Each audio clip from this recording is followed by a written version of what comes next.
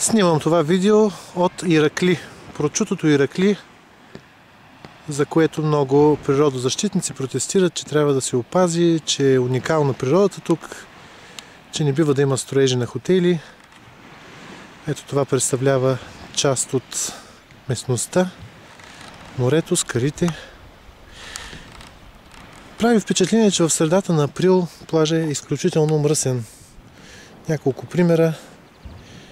Пластмасова капачка по пясъка, пластмасови, аз не знам какво, елементи, ръждясали железа.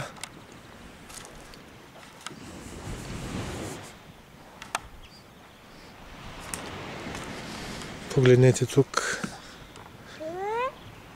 Снимам не случайно това видео, просто е поразително колко мръсно е на самия вход. Шишета, цигарени кутии, кошчето за буклук. Може би трябва да го заснема малко по-отдалеч, за да се види къде е поставено и как изглежда. Охо! Чехъл! Някаква черна джапанка. Други буклуци, шише от фанта, найлонови чували.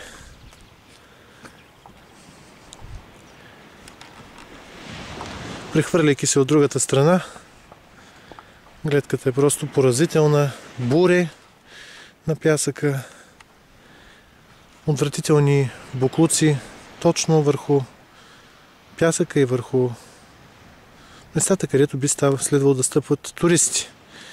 Някакъв хладилник изхвърлен тук, очевидно. Не е имало къде другаде да се изхвърли, къде на пясъка просто е оставен. Хладилник, найлонови чували. Това представлява в средата на април 2011 година входа на Иракли. Входа, от който се идва с автомобил. Всеки човек, който иска да дойде до тук, ще мине през това място.